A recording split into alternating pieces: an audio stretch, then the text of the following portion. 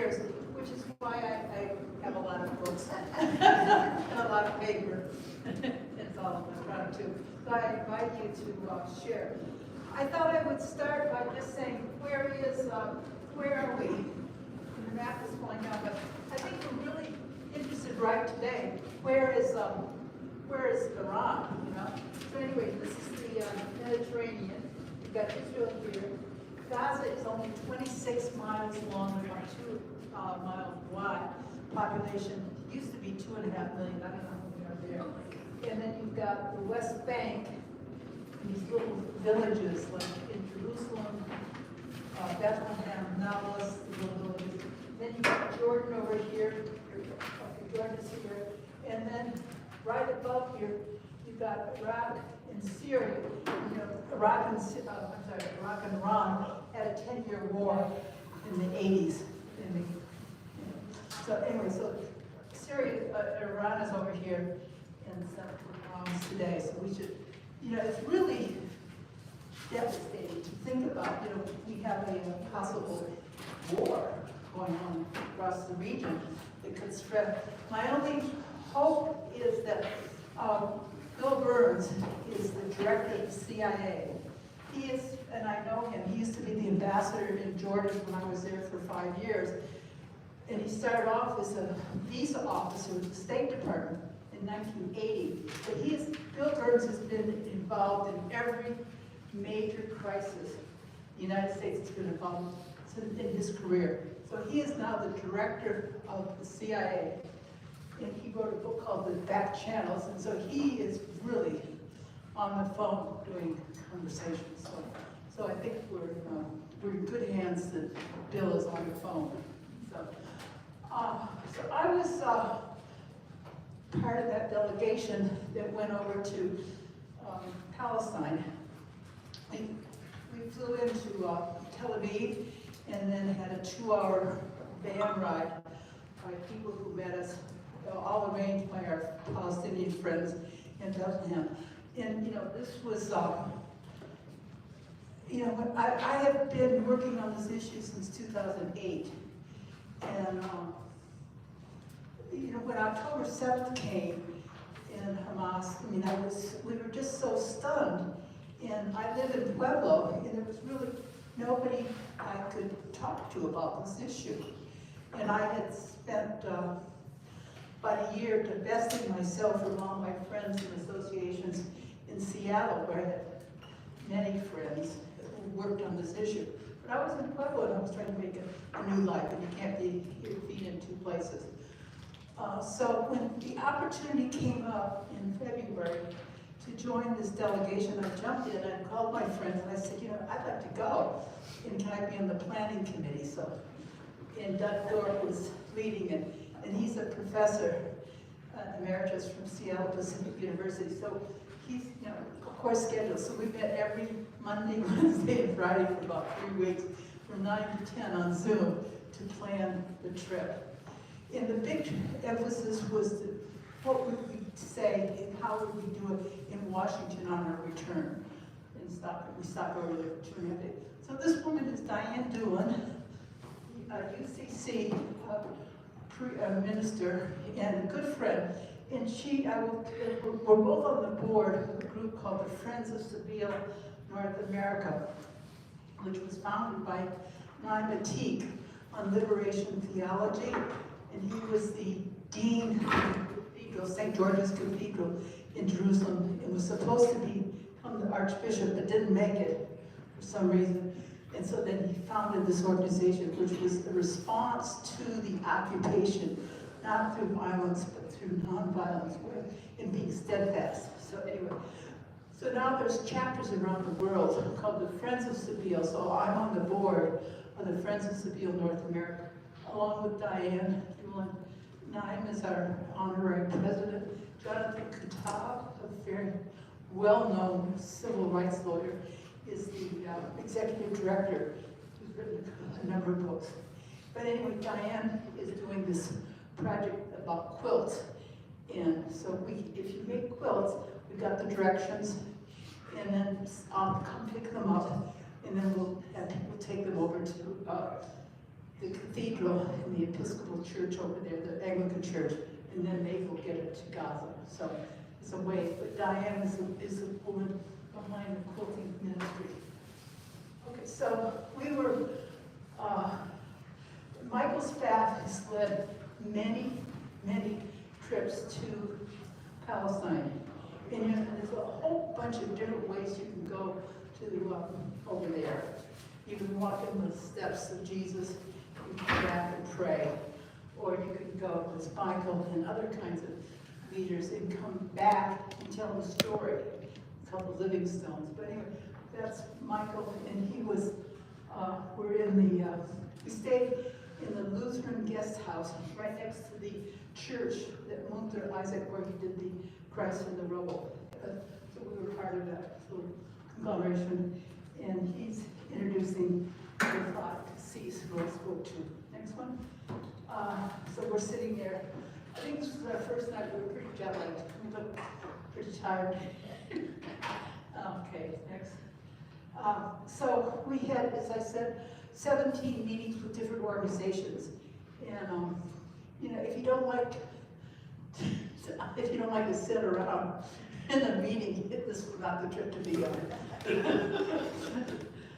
So this was with the military court watch, and they're telling stories and what they're trying to do, but a lot of times the children, the Israeli Defense Forces come in the middle of the night to a home, and they wake everybody up, and then they'll take the child out of the house, and the parents cannot do anything. So we have this button, No Way to Treat a Child, by the American Friends Service Committee. That this is, and so the lawyers who lead this particular group defend the children, because the parents, a lot of them don't even know where the kids are, which prison they're in. They can't talk with them. It's really terrible. And the parents are feeling powerless about what to do. So when the kids come finally out, like 4 to 6, they be in administrative detention is what they call it, which they don't have any reason, they don't know why they're there. So they'll come out, finally released. I mean, we're talking about 10-year-olds, 12-year-olds, teenagers. They come out and the parents don't know how to respond. So they respond that they are heroes and they're brave. But the poor kid feels shattered. So he doesn't feel brave at all. So it's a real disconnect. The parents don't know what to do. So there's a lot of organizations that are also working on how to help the whole ongoing trauma and how to respond to that in healthy ways. And I have a project that's working on that too. Next one. So here we are. This is the project. Elias Diaz, he's with the executive director of the Holy Land Trust, which is in Bethlehem, been going on for many years. He found my name in the database that they had, and he said he had a project for helping to build the resistance to trauma, because trauma is ongoing.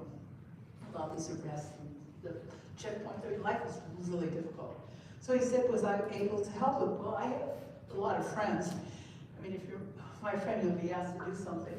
So, so I called up Carolyn, who has done training on what's called the STAR training at the Eastern Mennonite University. And so we were together in Jordan, and she came back, and she has this ongoing training for how to respond to trauma and how to, so she's a counselor, and she does EFT tapping and that kind of stuff. So anyway, she and her colleague are going to start doing this training, and we had a talk with Elias the other day. He had 70 people have signed up to do this training. It's going to be over 3 different 3-hour sessions 3 times. And there are 70 people, but they're from the West Bank, Jerusalem, Galilee, and Israel. So it's really, and then those trainers that are being trained are then going to have art projects, and they're going to be doing artwork with the kids. So they'll be doing art, but then they'll also have a way of being trained to help the kid do something more than, how to respond. But this is really exciting. I mean, it's just, the response is so exciting, and we've gotten money donated for that to pay for the time people on my expenses. So there's a stars and bucks.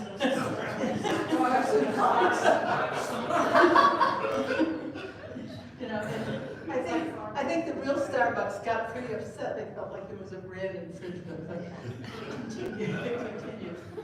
So this is a refugee camp that was founded in 1948 at the time of the Nakba catastrophe, when 750,000 Palestinians were marched out at the time of the founding of Israel. And that camp is still there, and they have this big key because, you know, the people thought they were only going for a couple days, and so they took their keys with them, and they still have the keys generations later. Now, Bethlehem, we all know that as the place where Jesus was born, and it's a really vibrant tourist place. I mean, the people come all the time from around the world to see where Jesus was born. This is the result of, since October 7th, you know, there have been no tourists. Our group was either the first or second group that went to these different organizations that we saw. But this is a main street going into the main square. And, you know, they're still open for business, but there's no business. Yeah. Next one. And so on the Friday, I was walking down to have lunch, and this was the Muslims and their call to prayer.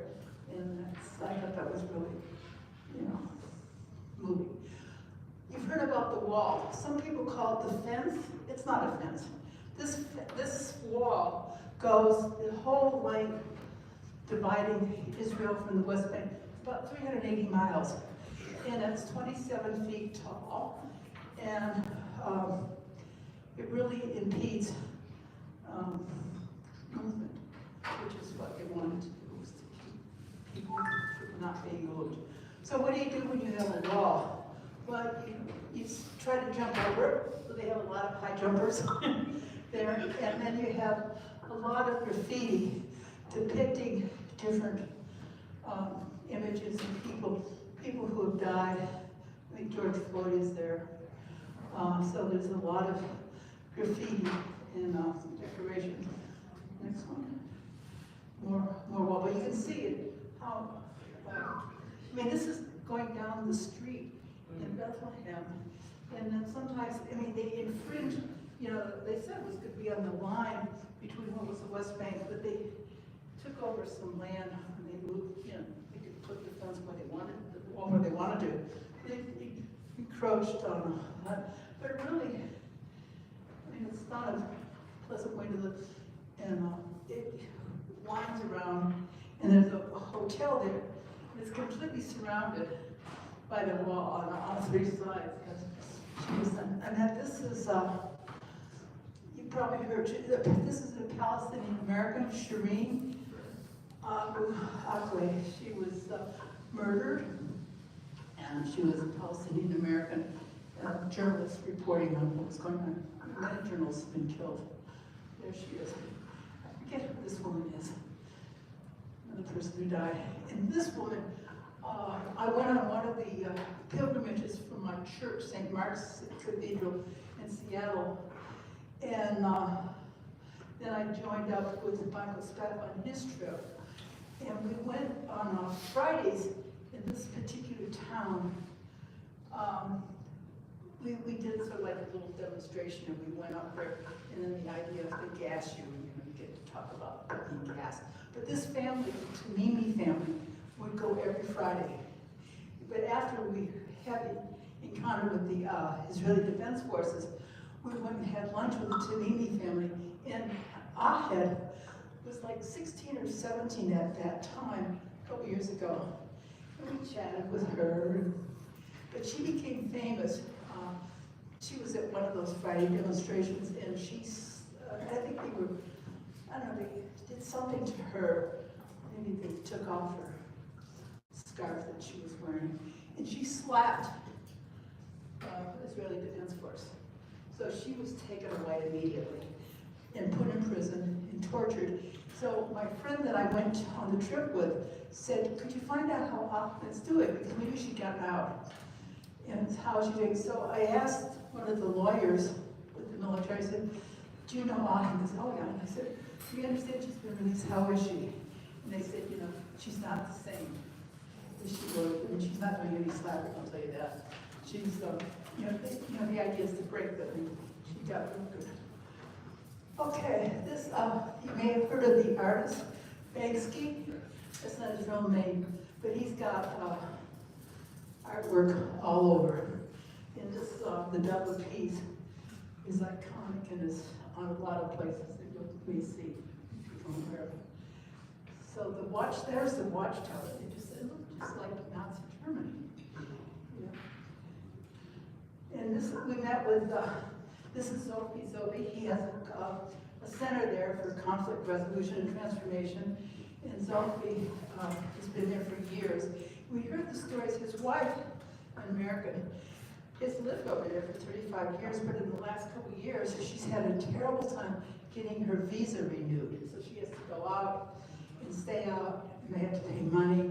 But, they have 3 children, and this was so common, we heard from so many people, is that the adult children leave.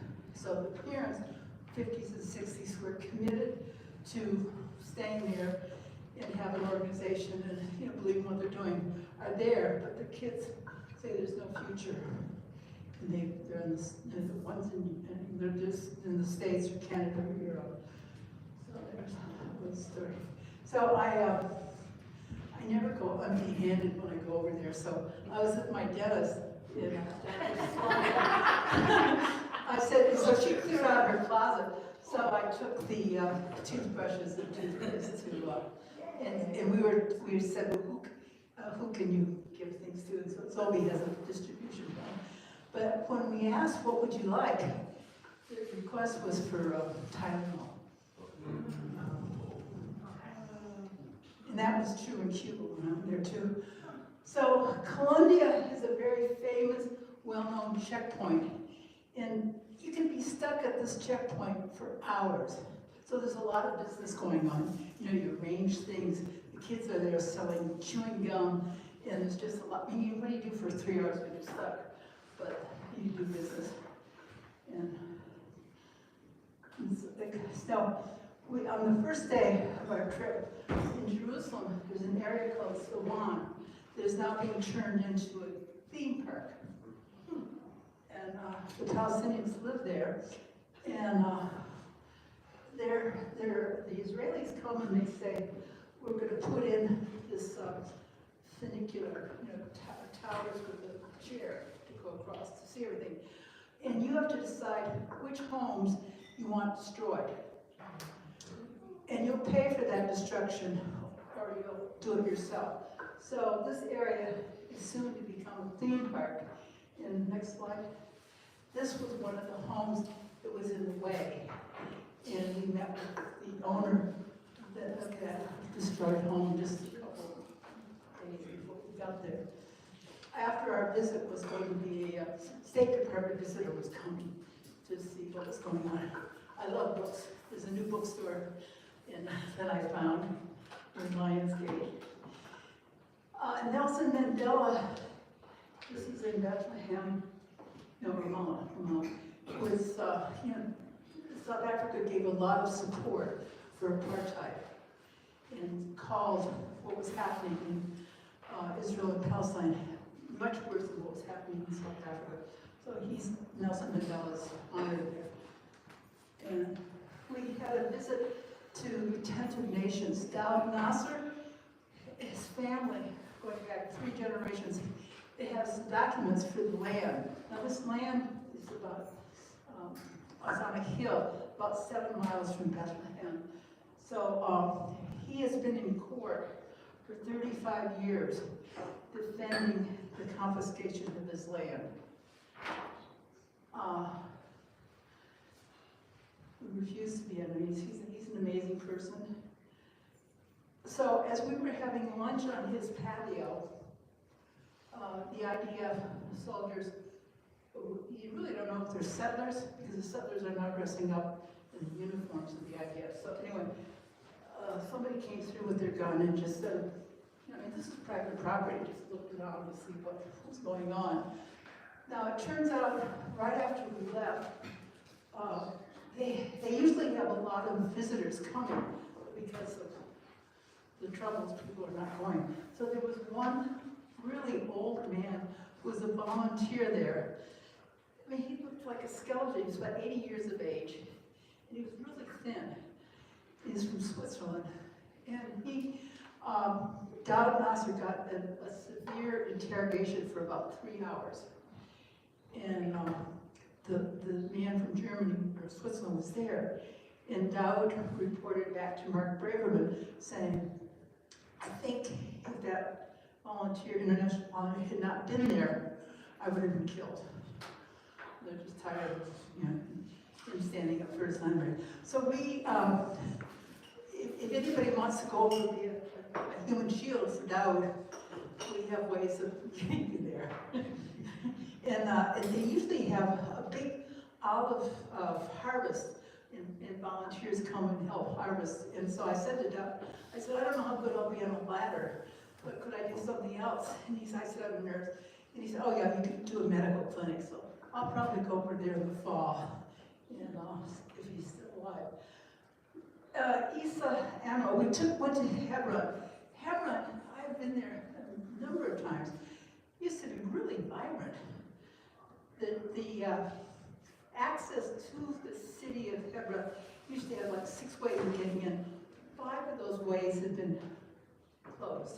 So all the traffic comes in on one street. So it took us like an hour just to get from the entrance into Hebron to the town, the old city.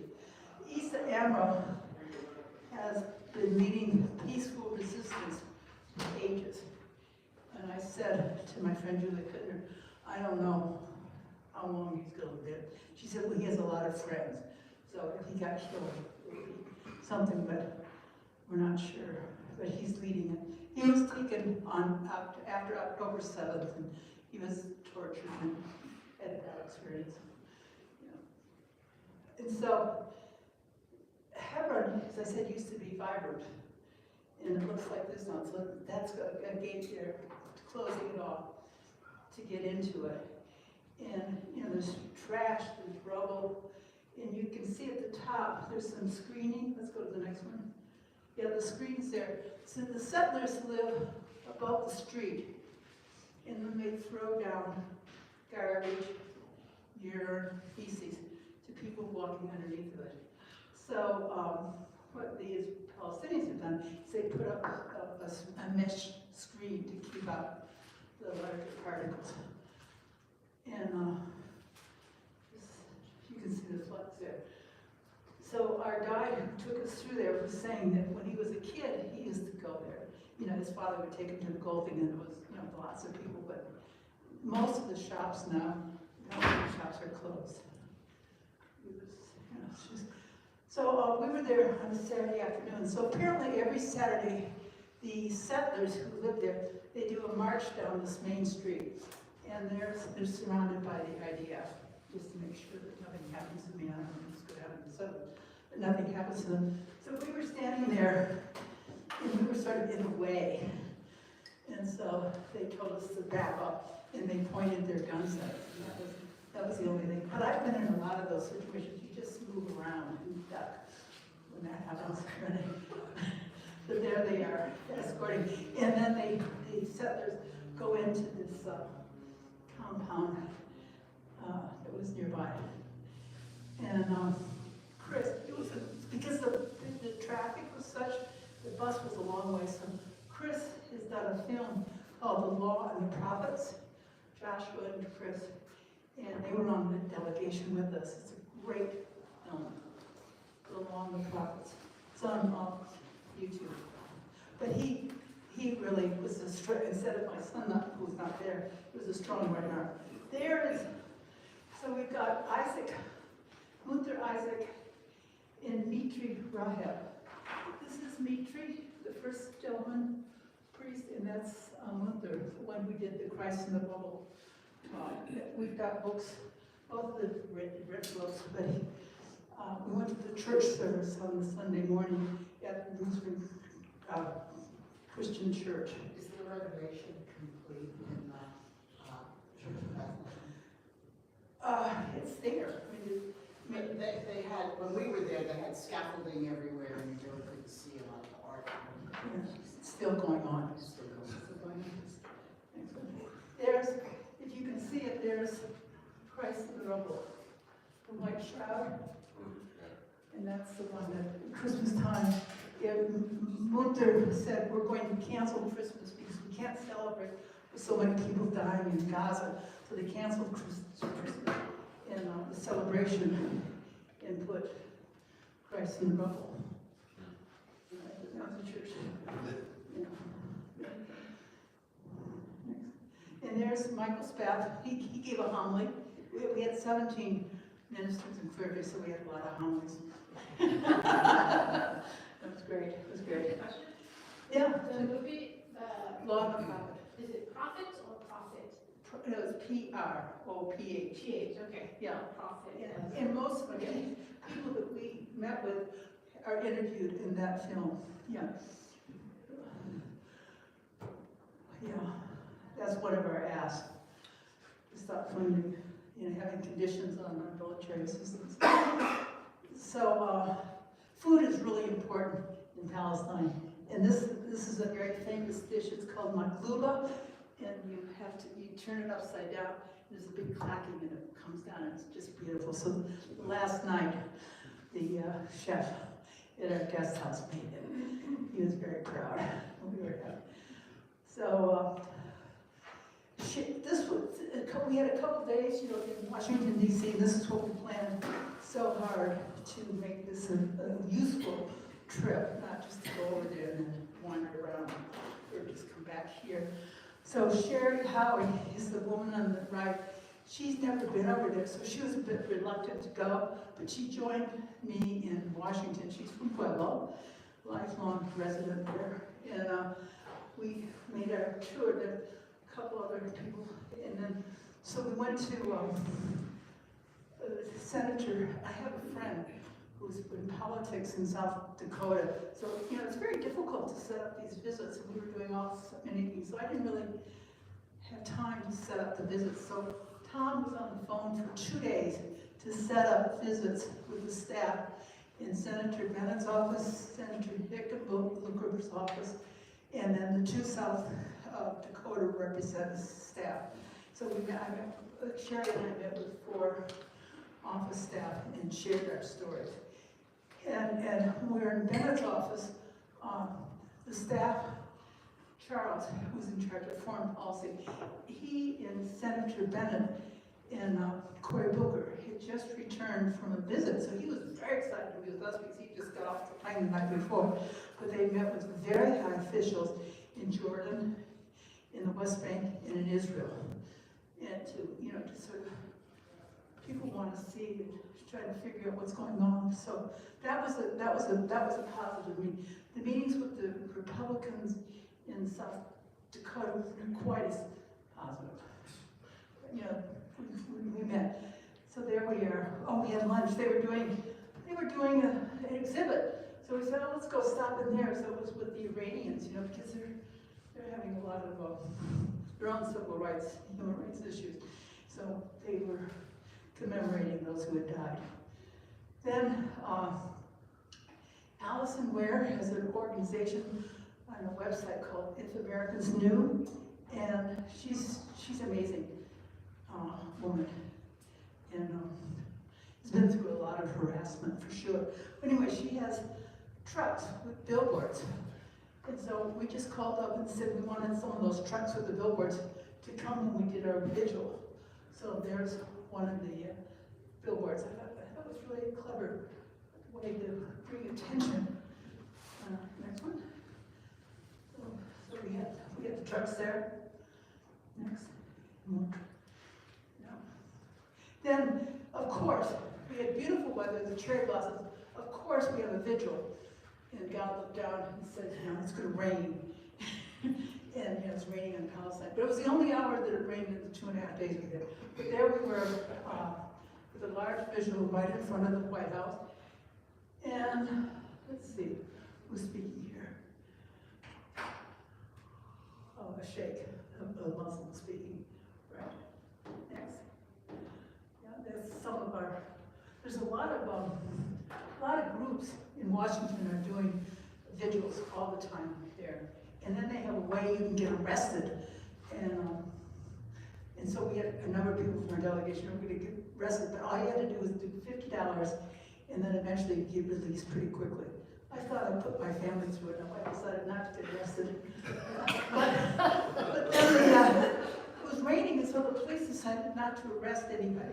They said it was I don't know, they didn't feel like arresting, so nobody got arrested, but I know they will try again. And then here's Mark Braverman. Oh, that's Doug, and there's Mark with the hat on. And he's the one who wrote a wall. He's a Jewish American, and he has done so much for the cause of rights for Palestine. In fact, a document was signed in 2009 by all the different Christian denominations in Jerusalem and over there. All the Christian denominations signed a document about peace and how to approach it. And then it's called the Kairos document, and it's been updated. And then what Mark did was he developed a response to that Kairos statement. And we have hundreds of copies of this book that I brought you 15 or 25. And I think Reverend Karen wants to do a book study of this Kairos response. And Mark would be so happy to talk with you all. So he's here, because I asked him, I said, could you come in on the Zoom line? Oh yeah, I'm there. He's there. So there we are. Reverend Jen, she was with the Church of the Brethren. She was great. So we had a lot of fun in DC. In addition to walking the halls, we had a public meeting at it's called Bus Boys. Maybe it's Bush Boys.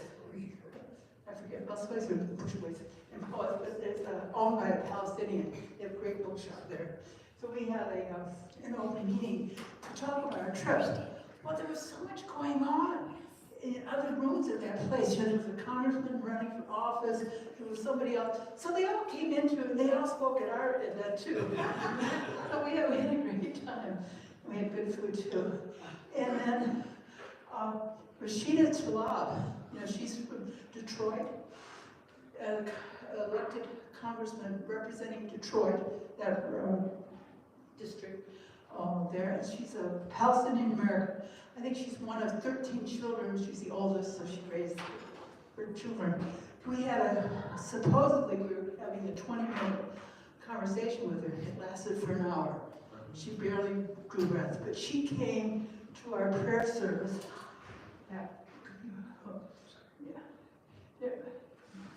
There she is.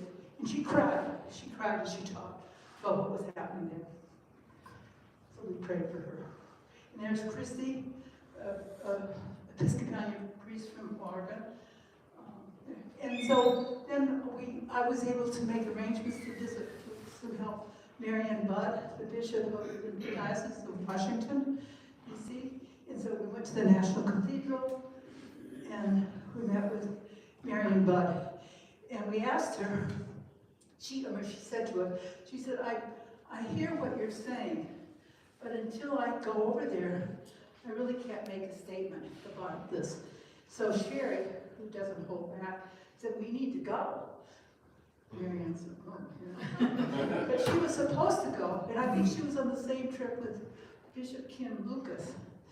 And they were supposed to go 1 week after October 7th.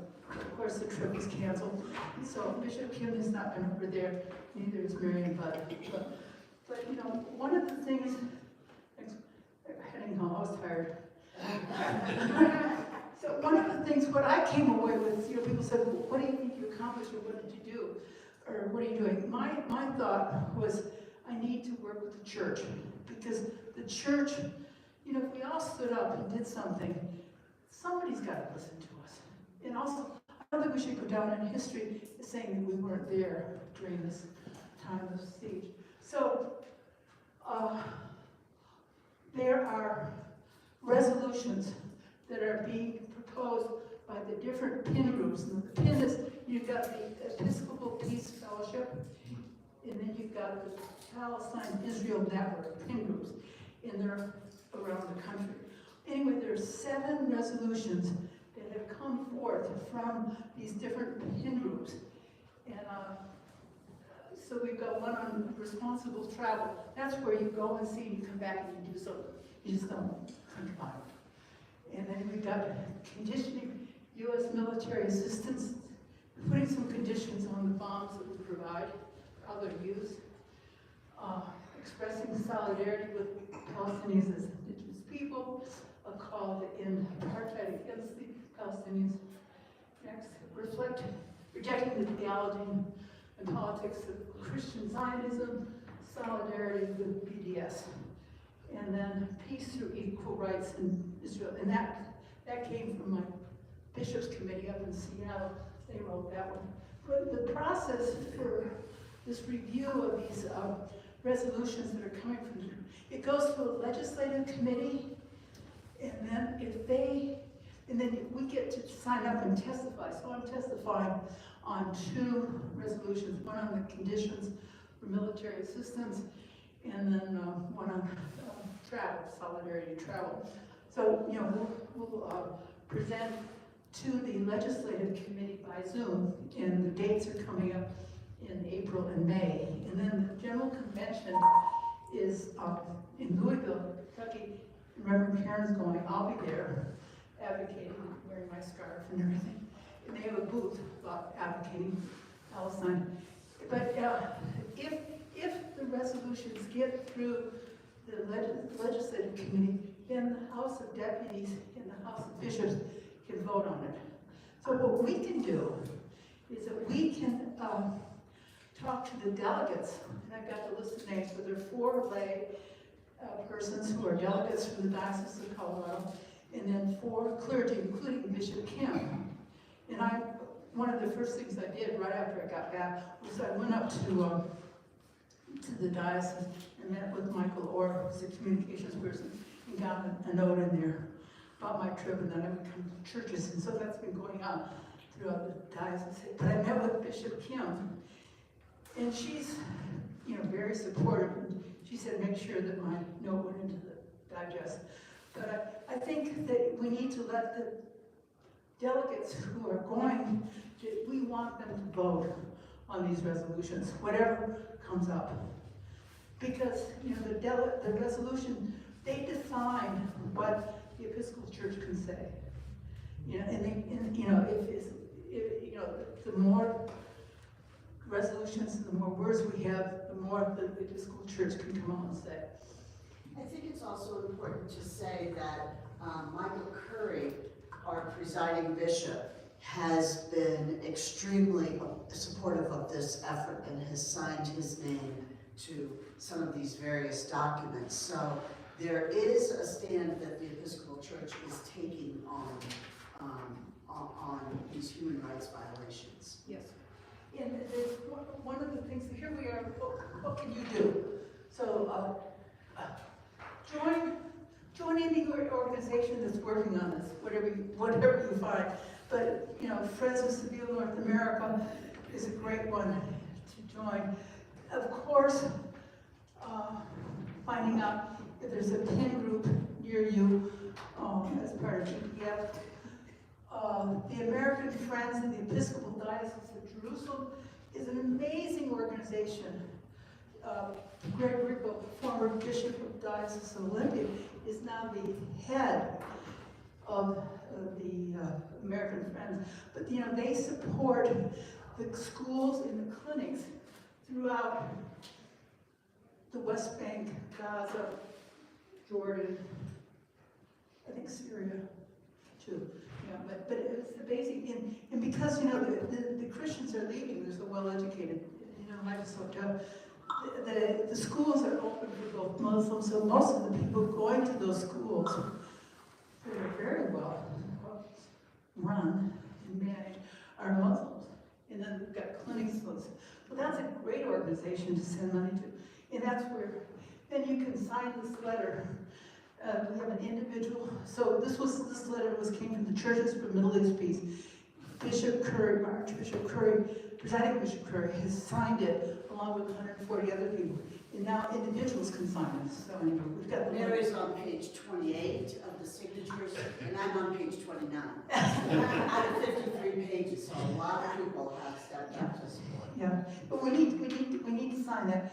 And then, if you're going to go, if you want to try to keep up a little bit, it's overwhelming. There's one magazine that's really reports on the Middle East. It's called the Washington Report. And we went there to visit, and we put an article about our trip in the most recent article. But I brought some copies that you can take. All the stuff is for you to take if you want. And what else can you do? Yes, Diane Doolin, a nice woman, I showed her slide 2. She has she quilts. So she's making quilts for Gaza, and I said, oh, would you like me to get some people who, she said, oh, that'd be great. So we now have the instructions for how they would like the quilts. I'm going to tell her about the tying of the strings. I think that was beautiful, and making a prayer. Oh, that was beautiful. But anyway, if you get the quilts made, we now have a way to get them over there to Gaza. You know, I'll pick them up. People go over there, we'll put it in their luggage, and then I'll go to the American Episcopal Friends, and then they have ways of getting it to Gaza. Because we have a big hospital over there. It's only been partially bombed. The Ali Hospital, we spent so much money and time building it. It's a cancer hospital. It's been bombed. What else can you do? Okay. So then, the book club discussion about Palestine, Israel with Mark Braverman would be great. We've got the booklets. Films.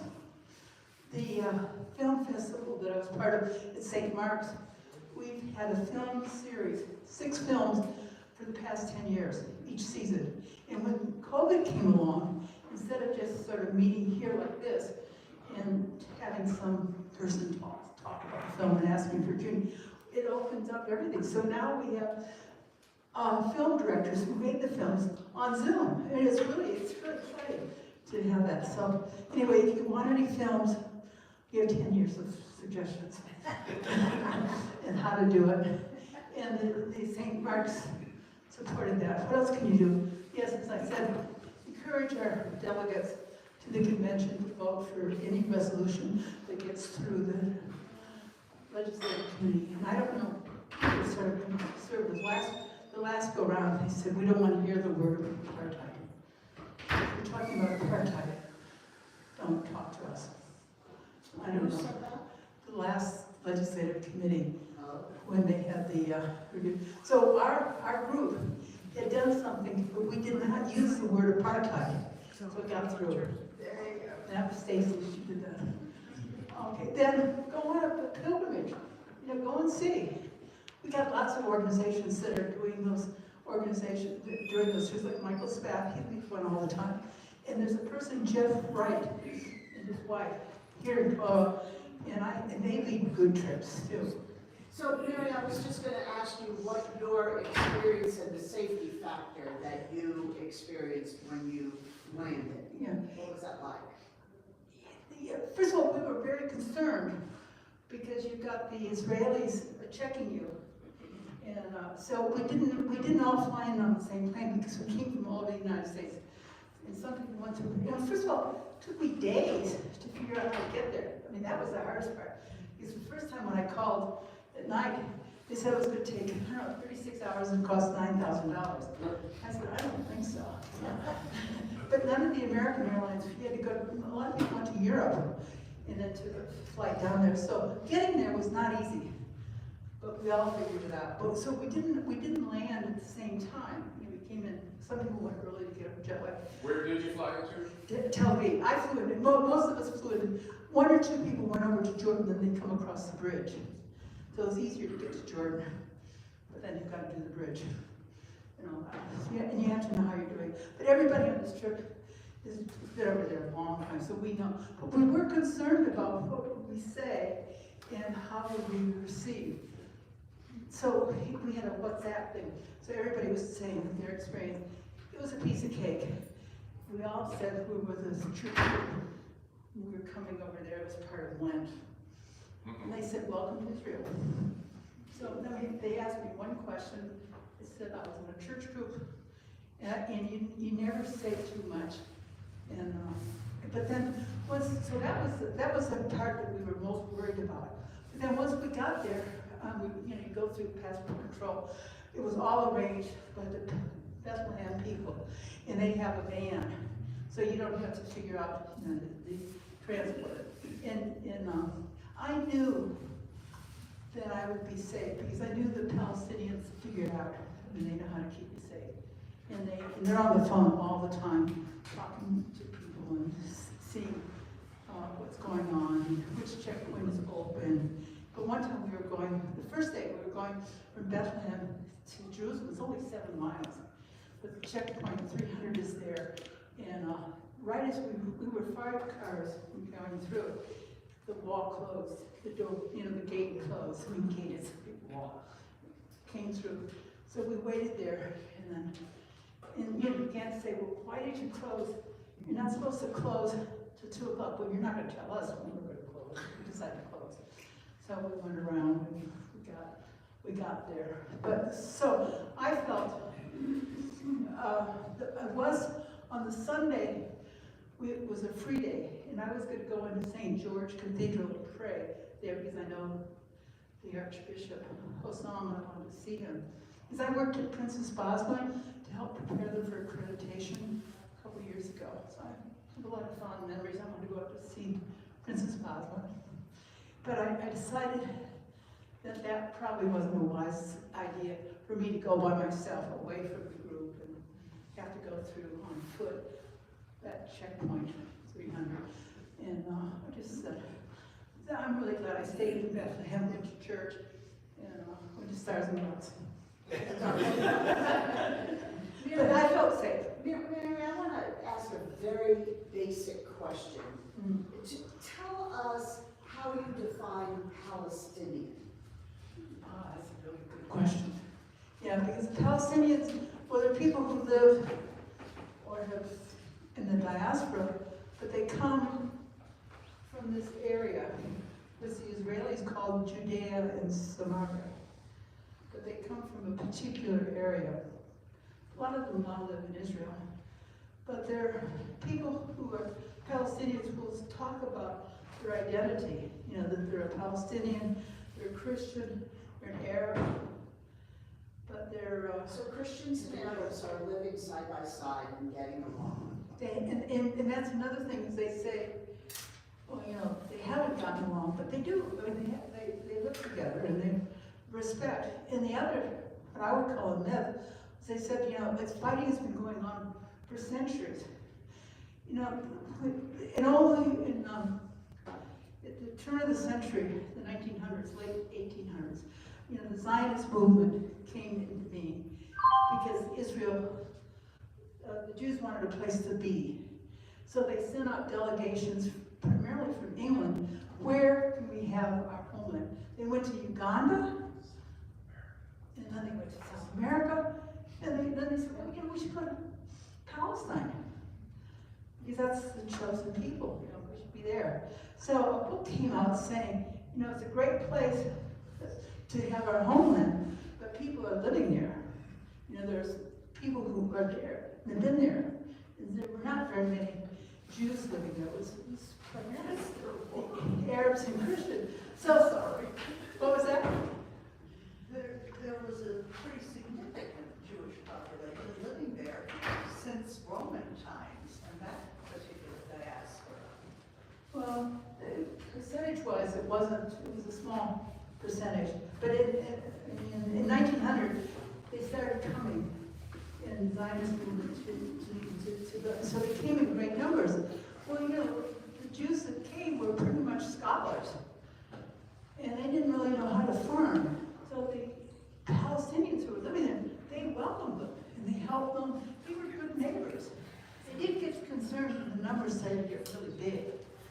And so up until then in 1948, so then in 1917, the Balfour Declaration was made, and that was saying that the Jews should have a homeland and would be in Palestine. But they did have a clause in there saying it should not be at the expense of dislocating the inhabitants lived there.